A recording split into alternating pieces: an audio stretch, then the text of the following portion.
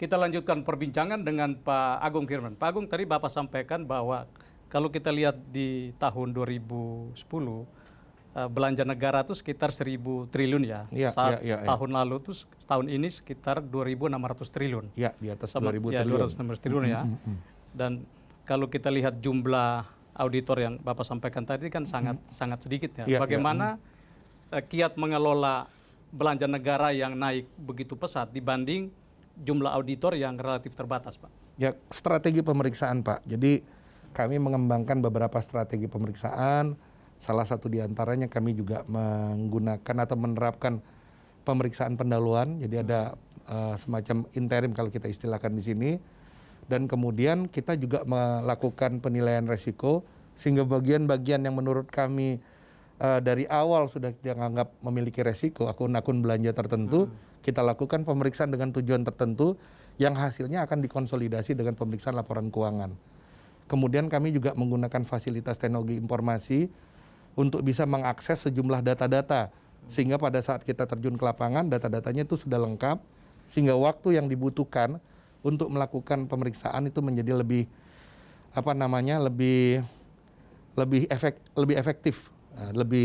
efektif tetapi memberikan hasil yang juga tetap optimal. Kurang lebih seperti itu, Pak. Tetapi sudah barang tentu tetap saja dibutuhkan karena jumlah pemeriksa itu tidak hanya terkait dengan kualitas pemeriksaan satu titik, tetapi juga scope auditnya. Kurang lebih seperti itu. Idealnya berapa yang diperlukan? Kalau dengan kondisi sekarang, yang kami miliki ini sebenarnya baru sekitar 30 sampai dengan 30% dari kondisi yang normal. Kalau boleh kami katakan demikian, itu bukan kondisi ideal. Jadi kalau dibutuhkan sebenarnya, ya mungkin sekitar 10.000 dari 6.000, 10 sampai dengan 12.000. Khususnya untuk penempatan teman-teman yang melaksanakan pemeriksaan di wilayah timur. Walaupun terbatas tapi masih sempat menyumbang untuk KPK ya? Saya dengar ada kerjasama dengan KPK untuk diminta KPK beberapa kali meminta kita untuk seperti itu dan ada beberapa yang kita sumbangkan karena mereka juga membutuhkan di sana seperti itu gambarannya. Bukan hanya KPK, ada beberapa, tapi salah satu yang kemarin meminta adalah Komisi Pemberantasan Korupsi itu di zamannya Pak Hadi Purnomo kalau saya tidak salah. Dan walaupun jumlahnya terbatas, tapi dari sisi kualifikasi, auditor BPK cukup mumpuni karena terpilih sebagai auditor eksternal dari Lembaga Maritim Internasional. Ya. Jadi memang kami punya cerita agak panjang Pak mengenai masalah ini. Kita punya kebijakan untuk tingkat nasional dan kemudian internasional. Untuk dipahami bahwa secara nasional dalam konteks dalam negeri, BPK kan salah satu lembaga negara. Dan sebagai salah satu lembaga negara, kami mencoba untuk membina hubungan baik dengan lembaga-lembaga negara yang lain. Meningkatkan interaksi kami untuk memberikan informasi terhadap apa yang kami lakukan, khususnya terkait dengan pengelolaan dan tanggung jawab keuangan negara. Nah itu intensitasnya kami naikkan. Karena semangat kami sekarang adalah semangat Intosai P12. Yaitu value and benefit of the people. Oleh karena itu kami perlu mendengar dari stakeholder kami sebenarnya apa yang mereka butuhkan. Hal-hal yang mereka butuhkan itu yang akan kami identifikasi. Dari situ nanti kami akan lihat rekomendasi apa yang kami bisa berikan melalui pemeriksaan yang kami lakukan. Dan pemeriksaannya sudah barang tentu akan kita lihat fiturnya. Utamanya barangkali pemeriksaan kinerja, tetapi tidak tertutup kemungkinan pemeriksaan dengan tujuan tertentu termasuk pemeriksaan investigasi. Itu untuk di dalam negeri. Kami juga membina hubungan baik, sekarang lebih banyak berinteraksi dengan media untuk memberikan informasi, mengkomunikasikan kepada publik hal-hal apa yang perlu menjadi awareness terkait dengan pengelolaan dan tanggung jawab keuangan negara, termasuk dalam kondisi seperti sekarang ini. Karena perlu tahu, rakyat pun perlu tahu apa yang sekarang terjadi. Mandat kami itu dari Undang-Undang Dasar. Oleh karena itu sebenarnya kami ini auditornya rakyat Republik Indonesia. Sebagai pemberi mandat, rakyat perlu tahu dibawa kemana yang namanya pengelolaan keuangan negara tersebut. Jadi kalau kita lihat semangat auditor keuangan negara itu adalah mencegah supaya tingkat kebocorannya itu menjadi lebih rendah. Oversight, itu fungsi oversight, Pak. Oversight. Nah, jadi kami punya 3 peran, yaitu oversight, insight, dan foresight. Untuk oversight itu tadi, jadi combating fraud seperti itu, menjamin akuntabilitas, transparansi itu di level oversight. Kami juga sedang meningkatkan peran kami ke level yang lebih tinggi yaitu insight dan foresight.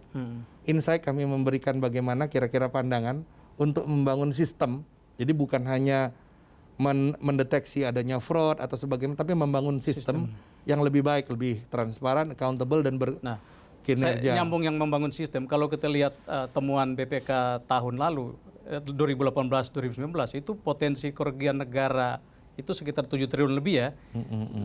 51%-nya karena pembangunan sistemnya yang tidak bagus. Itu bagaimana solusinya Pak supaya ke depan keuangannya lebih baik? Ya, jadi harus dipahami kan audit itu kan basisnya itu adalah entitas bisnis. Nah, tiap-tiap entitas bisnis itu sebenarnya unik, Pak Claudius. Oleh karena itu, satu masalah di satu entitas itu tidak bisa disamaratakan dengan entitas yang lain.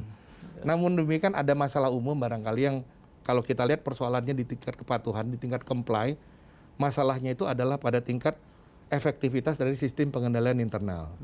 Nah, kita berharap khususnya entitas berbasis SAP, sebagai informasi, entitas itu ada yang berbasis standar akuntansi pemerintah, itu yang didanai oleh APBD dan APBN, tetapi juga ada entitas yang basisnya SAK, Pak, standar akuntansi keuangan, itu badan usaha milik negara. Nah, untuk entitas yang berbasis SAP khususnya, persoalannya SPI ini menjadi penting.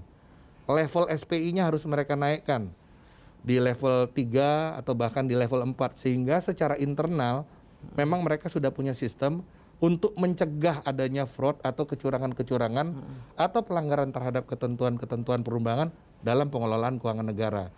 Nah, bagian ini menjadi penting karena mereka yang di-assign untuk posisi ini, khususnya di pemerintah daerah, ada persoalan, ada isu soal kompetensi. Bukan mereka yang memiliki kompetensi. Dan itu juga jadi persoalan karena biasanya akuntan nggak mau kerja di pemerintah daerah. Maunya di pemerintah pusat atau di BUMN atau di perusahaan, seperti itu. Padahal ini adalah sesuatu yang sangat membutuhkan kompetensi di bidang tersebut. Biasanya mereka yang kerja di sana dan bagus, APIP-nya, internal auditornya mereka itu dari badan pemeriksa, badan pengawas keuangan pembangunan yang ditugaskan pada entitas tersebut. Nah, ini barangkali yang penting juga.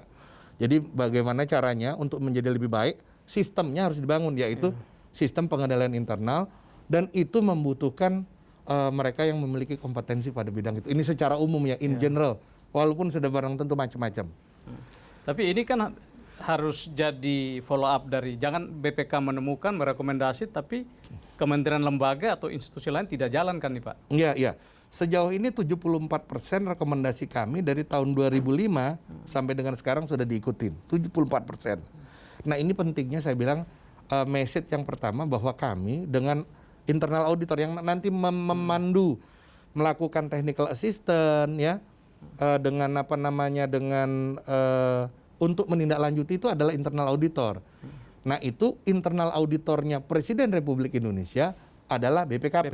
Ya. Nah, oleh karena itu kita sekarang memberikan pesan kolaboratif, kami melakukan pengujian eksternal nanti untuk apa namanya tindak lanjutnya memberikan technical assistant, mereka akan ke BPKP seperti itu kurang lebih. Bapak baru 1 tahun ya? Belum sampai 1 tahun ya.